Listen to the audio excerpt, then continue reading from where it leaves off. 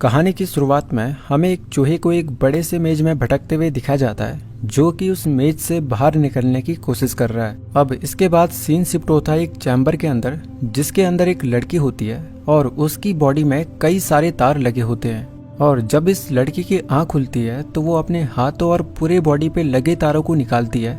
यहाँ पर इस लड़की को ये तक मालूम नहीं है कि ये कौन है और ये इस चैम्बर में कैसे आई। तभी इस चैम्बर से एआई की आवाज आती है, जो कि इस लड़की को बताता है कि अब इस चैम्बर में मात्र 35% ऑक्सीजन बची हुई है।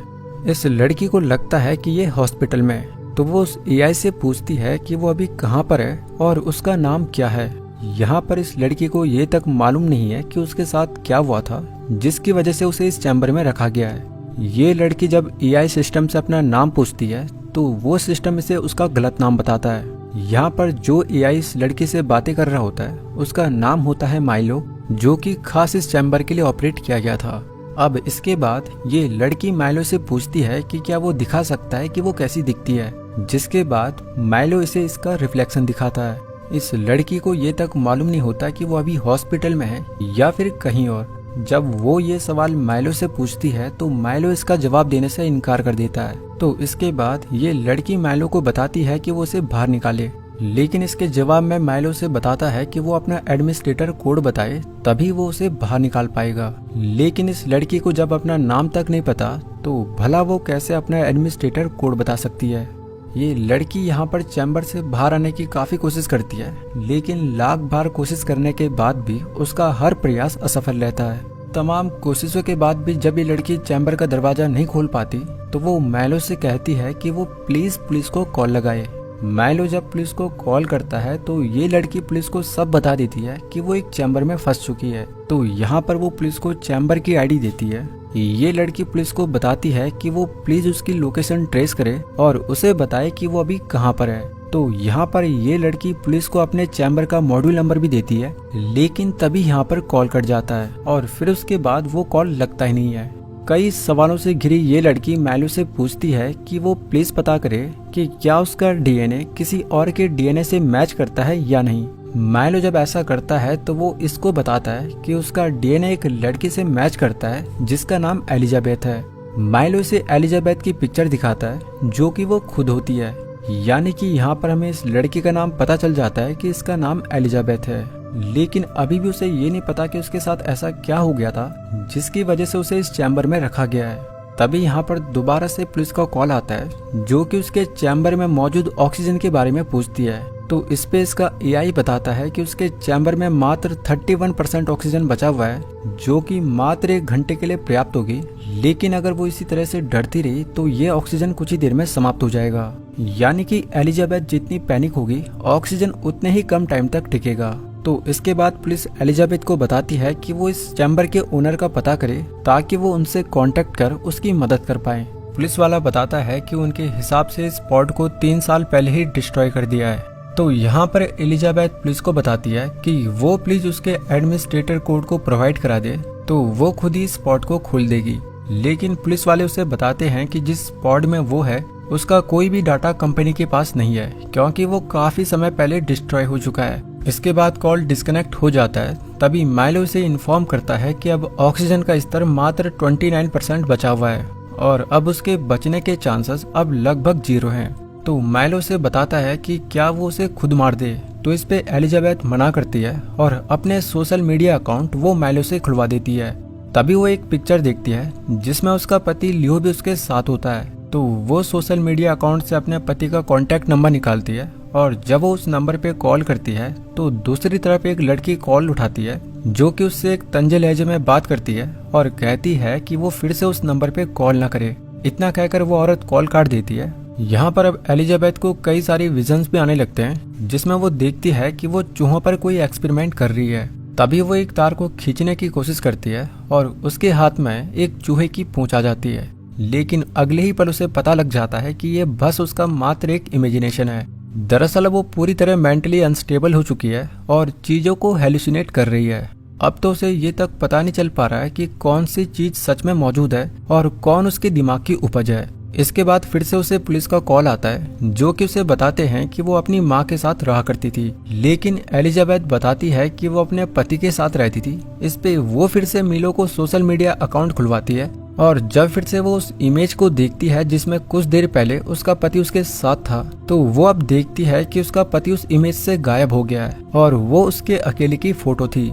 यहाँ पर पुलिस से बात करते वक्त एलिजाबेथ को महसूस होता है कि कोई पुलिस वालों को पीछे से इंस्ट्रक्शन दे रहा है। यहाँ पर ऐसा देख हम ऑडियंस भी कंफ्यूज हो जाते हैं कि आखिर में क्या लियो सच में एग्जिस्ट करता है या नहीं, क्योंकि अगर लियो नहीं है तो जो कॉल उसने लियो को किया था वो भी सिर्फ उसका हेलुसिनेशन है। तभी उसे एक कॉल फिर से आता है जो कि उसी लड़की का होता है जिसने तब एक तंजे लहजे में उससे बात की थी। एलिजाबेथ अब रियलिटी और हेलुसिनेशन के बीच बिल्कुल भी अंतर नहीं कर पा रही होती है, तो वो एक नीडल को खुद को चुभाती है जिससे उसे पता लगता है कि वो अभी हेलुसिनेट नहीं कर रही है। तो वो उस कॉल को उठाती है और उस औरत से बात करती है। वो औरत कहती है कि वो उसके पॉड का एडमिनिस्ट्रेटर कोड को जानती है और वो एलिजाबेथ को कोड बता भी देती है, लेकिन जब एलिजाबेथ फटाफट से पॉड से बाहर निकलने का प्रोसेस शुरू करती है तो तभी वो औरत उसे रोकती है और कहती है कि वो अगर पॉड से बाहर जाएगी तो मारी जाएगी। वो औरत उसे पॉड की सेटिंग्स को 0 पे सेट करने को कहती है और एलिजाबेथ जब ऐसा करती है तो पाती है कि वो अब ऊपर हवा में उड़ रही है। ऐसा होते ही यहाँ पर गुत्थी सुलझ जाती है और हम ऑडियंस को पता लग जाता है कि एलिजाबेथ अभी हॉस्पिटल में नहीं है बल्कि वो अंतरिक्ष में है। वो औरत उसे बताती है कि उसके पति लियो की मौत हो चुकी है और एलिजाबेथ ये सुनकर सोच में पड़ जाती है कि आखिर उसके साथ यहाँ पे हो क्या रहा है। उसे ये तक नहीं पता चल पा रहा है कि वो पॉड में कैसे आई और उसे स्पेस में क्यों भेजा गया है। हालांकि उसे अपनी पुरानी पिक्चर से पता चलता है कि वो एक बायोलॉजिस्ट थी जिसने खुद ही किसी एक्सपेरिमेंट के लिए खुद को इस चैम्बर में बंद किया होगा। कॉल पर वो औरत उसे बताती है कि उसे स्पेस में भेजा गया था ताकि वो इंसानों के लिए किसी दूसरे हैबिटेबल प्लेनेट की खोज करे, लेकिन उसका चैम्बर का प्रोसेसर ओवरहीट होने की वजह से उसकी नींद समय से पहले ही टूट गई है। अब चूंकि उस औरत ने ही चैम्बर को डेवलप किया था तो वो एलिजाबेथ को बताती है कि वो उसे डीप स्लीप में सुला के उसे मरने से बचा सकती है। लेकिन यहाँ पर सबसे बड़ा सवाल ये बन जाता है कि आखिर क्यों उसे हैबिटेबल प्लेनेट की खोज में भेजा गया था। तो दरअसल यहाँ पर बात यह है कि पृथ्वी पर एक ऐसा डेडली वायरस फैल चुका है जिसने कि इंसानों का सर्वनाश कर दिया था और इंसान जब खत्म होने की कगार पे आ गए तो उन्होंने खुद के लिए एक दूसरे हैबिटेबल प्लेनेट को ढूंढने का डिसीजन लिया और एलिजाबेथ इसी मिशन पे जा रही थी। कॉल पर वो औरत उसे बताती है कि उसका पति भी उसी वायरस की वजह से मर गया था और वो औरत उससे कुछ और राज उगलती। तभी यहाँ पर पुलिस आ जाती है, लेकिन कॉल कटने से पहले वो ये बता देती है कि जब तक उसके पास ऑक्सीजन है वो हाइपर स्लीप में चले जाए, क्योंकि अगर ऑक्सीजन का लेवल 2% से कम हो गया तो फिर वो मारी जाएगी।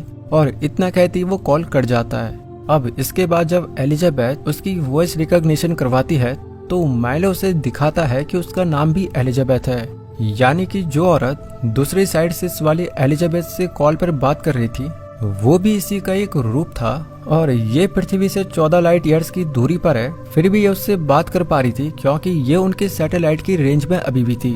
एलिजाबेथ को अभी भी कई विजन सारे होते हैं जिसमें वो चूहे और अपने मरे हुए पति लियो को देख रही है, लेकिन उसे कुछ भी याद नहीं आ रहा है और ना ही उसे पता है कि वो कौन से ग्रह पे जा रही है।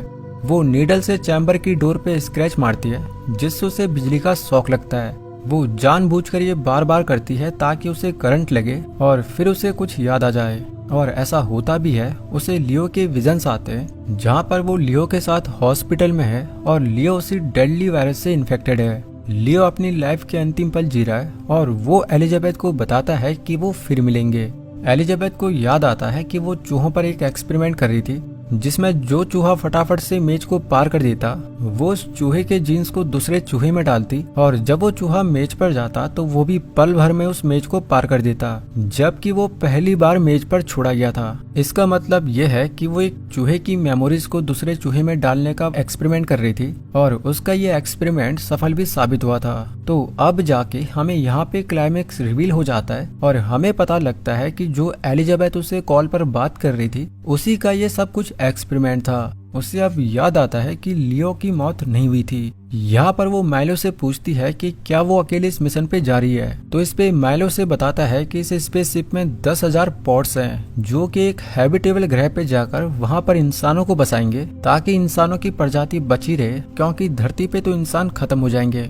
एलिजाबेथ माइलो को बताती है कि वो पॉड से बाहर देखना चाहती है। तो इस पे माइलो यूईवी फिल्टर हटाता है और एलिजाबेथ को बाहर का नजारा दिखाता है। लेकिन जैसे ही एलिजाबेथ बाहर का नजारा देखती है तो उसके मुंह से चीख निकल जाती है, क्योंकि वो अपने पॉड के ऊपर स्पेस में एक लाश को तैरते हुए देख लेती है। उसे अब सब कुछ याद आने लगता है और उसे ये भी याद आ जाता है कि उसका पति लियो भी इस मिशन में शामिल हुआ था। उसे अपने पति का पॉड नंबर भी याद आ जाता है, जो कि 42 होता है। तो एलिजाबेथ यहाँ पे माइलो को कमांड देती है कि वो एक बार अपने पति के पॉड को देखना चाहती है। माइलो ऐसा ही करता है, लेकिन जब वो कन्फर्मेशन के लिए लियो का चेहरा एलिजाबेथ को दिखाता है तो एलिजाबेथ काफी खुश होती है। लेकिन वो यहाँ पर एक अजीब चीज देखती है। दरअसल जब वो अपने पति के फेस को गौर से देखती है तो वो पाती है कि पहले तो उसके चेहरे पे एक स्कार था, लेकिन इस पॉड के लियो के माथे पर कोई भी स्कार नहीं है। ये देखते ही वो समझ जाती है कि जरूर यहाँ पे उनके साथ कोई गड़बड़ हुई है। तो इस बार वो माइलो को पूछती है कि वो क्या है। तो माइलो अब उसे बताता है कि वो जेनेटिक लैब में बना एक क्लोन है, जो कि बाकी 10,000 क्लोन्स के साथ उस हैबिटेबल प्लेनेट के लिए जा रहे हैं। यहाँ पर माइलो बताता है कि वो टाइम से ही पहले हाइपर स्लिप से उठ गई है, क्योंकि उनके स्पेसशिप से एक एस्टेरॉयड टकरा गया था, जिससे कई पॉड्स को नुकसान पहुंचा है और कईयों की तो स्लीपिंग पॉड में ही डेथ हो चुकी है। ऐसा सुनते ही वो सारा का सारा खेल समझ जाती है और अब उसे अपने सारे सवालों का जवाब मिल जाता है। तो दरअसल यहाँ पे हुआ यह है कि वो तो कोई इंसान है ही नहीं, बल्कि वो एलिजाबेथ का एक क्लोन है। आपको याद होगा कि एलिजाबेथ चूहों पर एक एक्सपेरिमेंट कर रही थी, जिसमें वो एक चूहे की मेमोरीज को दूसरे चूहे में डाल ली थी, जिससे दूसरा चूहा भी उस मेज को बड़ी आसानी से पार कर लेता। और बाद में वो डीएनए से उस चूहे का क्लोन तैयार करती है, जो कि मेज को पार कर दे रहा है, और फिर वो क्लोन भी उस मेज को बड़ी आसानी से पार कर दे रहा था। और जब उसका ये एक्सपेरिमेंट सफल हुआ तो उसने यही एक्सपेरिमेंट इंसानों के ऊपर किया और इंसानों पर भी ये एक्सपेरिमेंट काम कर गया। यानी कि इन 10,000 क्लोन्स के साथ भी बिल्कुल वही एक्सपेरिमेंट हुआ है। और यही रीजन है कि जो कॉल पर खुद को एलिजाबेथ बता रही थी, उसे इसके बारे में सब कुछ पता था और वही असली एलिजाबेथ है, जो कि अभी काफी बूढ़ी हो चुकी है। और इस क्लोन एलिजाबेथ के अंदर रियल एलिजाबेथ की मेमोरीज होती है। तो ये खुद को ही असली एलिजाबेथ समझ रही थी, लेकिन मेमोरीज के साथ साथ इस क्लोन में फीलिंग्स भी होती है। वो इंसानों की तरह सोच सकती है, अच्छा बुरा फील करती है और उसके अंदर डर भी होता है। उसे बिल्कुल भी एक क्लोन की तरह महसूस नहीं हो रहा होता। उसे असली एलिजाबेथ के पति लियो के बारे में भी पता है, जो कि असल लाइफ में कब का मर चुका है। लेकिन चूंकि इस क्लोन की मेमोरीज भी एलिजाबेथ की हैं और फीलिंग्स भी एलिजाबेथ की हैं, तो उसके मन में लियो के लिए अभी भी प्यार होता है। पूरा गेम समझने के बाद माइलो उसके लिए एक जहरीला इंजेक्शन तैयार करता है, क्योंकि अब ऑक्सीजन लेवल 2% से भी कम हो चुका है। लेकिन नीडल न होने की वजह से एलिजाबेथ यहाँ पे बच जाती है। वो माइलो को पूछती है कि क्या वो अभी भी हाइपर स्लिप में जा सकती है। इस पे माइलो बताता है कि वो जा तो सकती है, लेकिन हाइपर स्लिप में ही बिना ऑक्सीजन के उसकी डेथ हो जाएगी।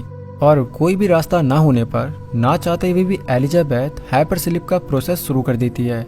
लेकिन अंतिम पल में उसे एक आइडिया आता है और वो माइलो को पूछती है कि जो पॉड खत्म हो चुके हैं, तो क्या वो उनका ऑक्सीजन उसके पॉड में ट्रांसफर कर सकता है। इस पे माइलो बताता है कि हाँ, ऐसा हो तो सकता है, लेकिन ऑक्सीजन को ट्रांसफर करने के लिए कई सारा टाइम लगेगा। पर जब वो डीप स्लीप में होगी तो उसके पॉड में ऑक्सीजन ट्रांसफर कर दी जाएगी, जिससे उसकी जान बच जाएगी।